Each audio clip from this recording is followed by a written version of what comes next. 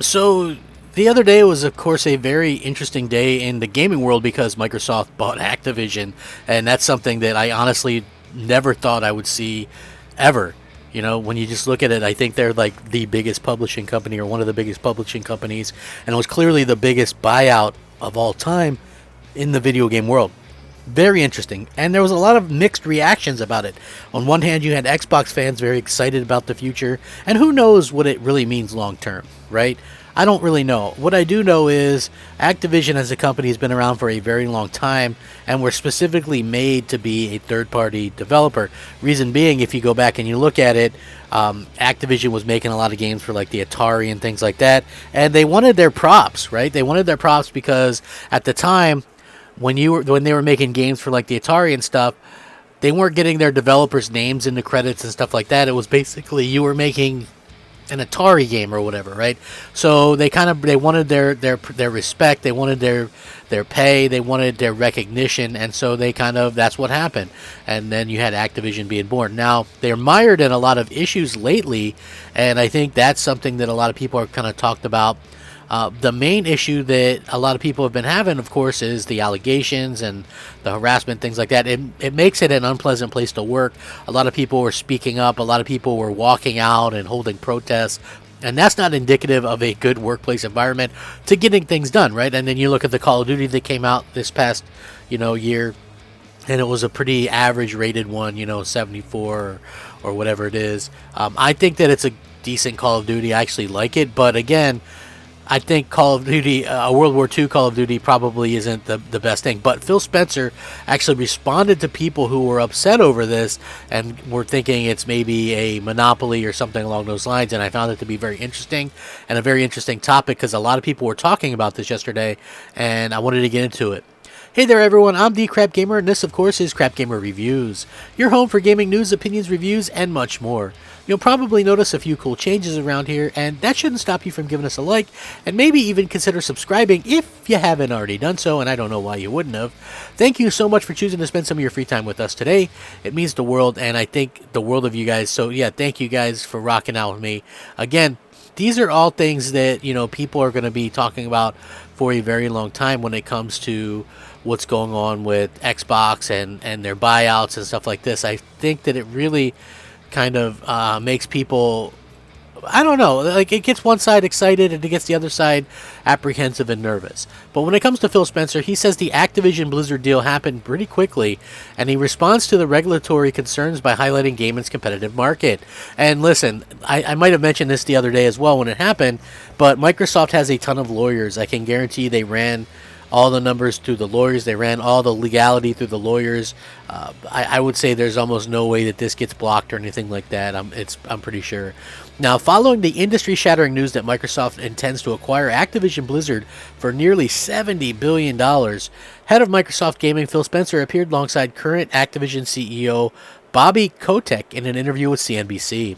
Now, during the conversation, Spencer didn't shy away from confirming that this deal happened pretty quickly, and I quote, 3 billion gamers on the planet today. People playing in all regions, creators coming from everywhere, and we're always sharing our strategy with our partners and talking to them about their feedback. I think we've always just had a good connection with the team at Activision Blizzard about where we're trying to go. But honestly, this is a deal that happened pretty quickly.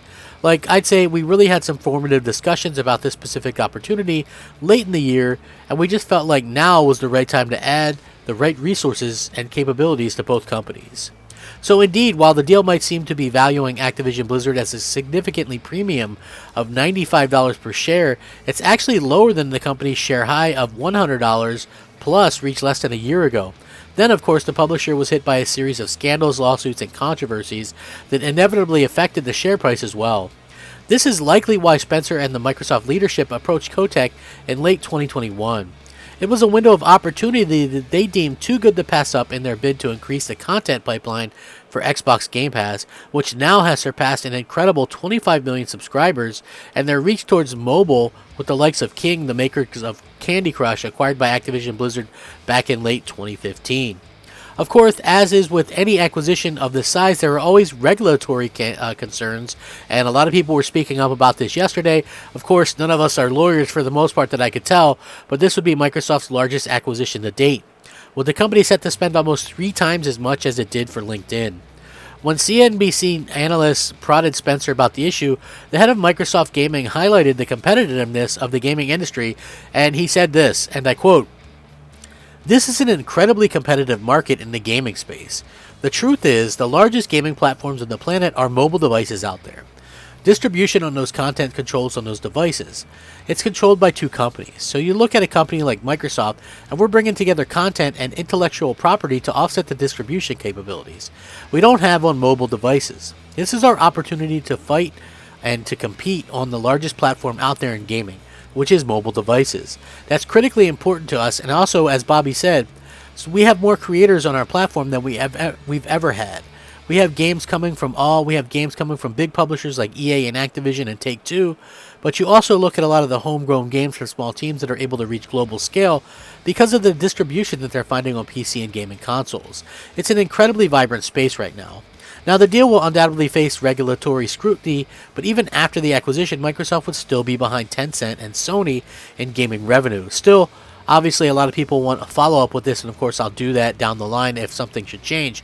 But the interesting thing is he's kind of talking about a little bit what I talked about yesterday, which is the mobile side of things, right? Even like trying to get away or ignore some of the console side of things. He's talking about, hey, we're going to be able to compete in the mobile space, and I think that's something that clearly, everybody will be probably talking about at one point or another. And the reason why I say that is because it just makes sense. Listen, Microsoft wants to reach those, whatever it is they think, the 4 billion gamers, 3 billion gamers, whatever it is.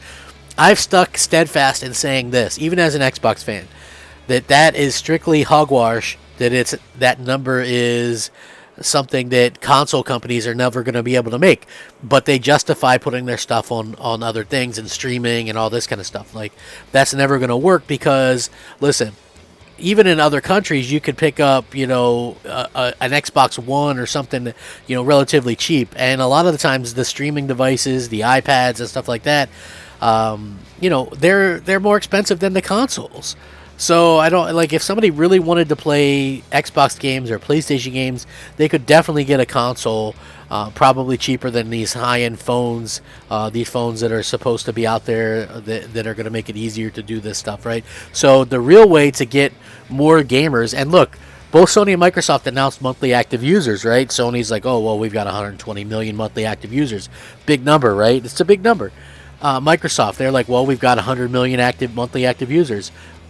Now, all of a sudden, once they have the Activision stuff under their belt, Activision averages 400 million monthly active users thanks to all the mobile, all the Call of Duty, all that Candy Crush, all that stuff. That automatically goes to Microsoft, and Microsoft can report that 400 million monthly active users in addition to their 100+ million monthly active users. Suddenly you have 500 million users at your disposal and to talk about, right? And to bring and talk to your investors and stuff like that. That's huge. That's real growth right there, even if it's manufactured growth. And I think that's what it's all about. That's why I said I'm not 100% sold on the idea that Microsoft will pull Call of Duty. I'm not 100% sure. So, it's going to be one of the things that I think a lot of people should talk about, in the long run. Listen, I know people want to shove it up my rear end, right? they do. They'll want to if I'm wrong. Like, I didn't say for sure I think Call of Duty is going to stay on PlayStation. I said it makes sense, right?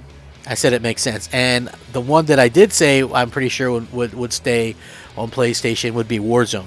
Because why would you take that off? Because PlayStation has the largest install base of that game, and they can actually play the game without having to have crossplay enabled.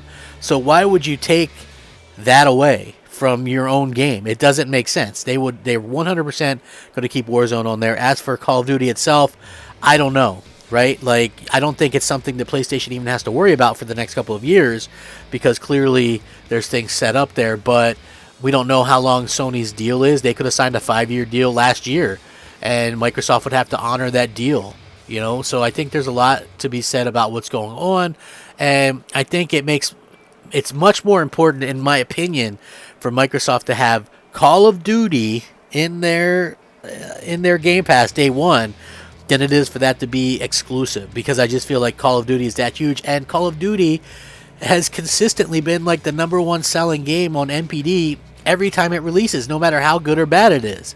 If you take it off PlayStation, you all of a sudden take away a big chunk of the sales for that franchise. It's, like, I don't understand why they would do it.